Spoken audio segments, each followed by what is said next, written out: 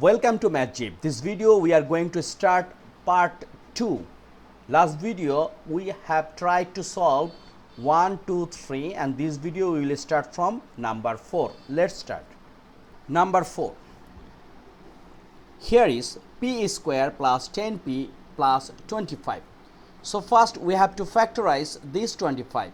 How? 25 we can write 1 times 25. Then we can write 5 times 5, it also 25, and 5 plus 5 is a 10. So here is p square 5p plus 5p plus 25. Now we can take common p, so here is p plus 5 and also take common again 5, so p plus 5. So then p plus 5, once we take common, it will be p plus 5. So our answer will be p plus 5 whole square. Okay. So number 4 done. Number 5. Here is m square minus 10m plus 24. Look, 24 we can write 1 times 24, then 2 times 12, but we need 10, right? So 3 times 8 is a 24, and then what? And then 4 times 6 also 24, and 4 plus 6 is a 10. So we can write m square minus 4m minus 6m plus 24.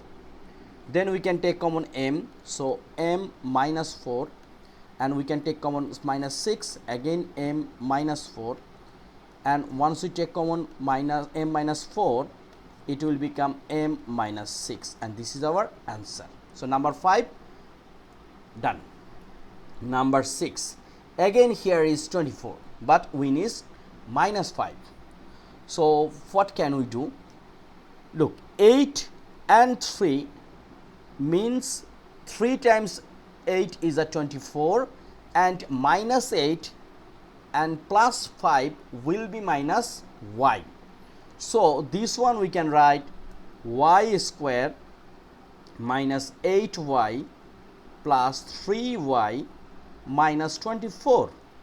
So minus 8 and 3, once we multiply, it will become 24, and minus 8 plus 3 will become minus 5. Very simple thing. So we can take common y, so here is y minus 8, and take common 3, again y minus 8.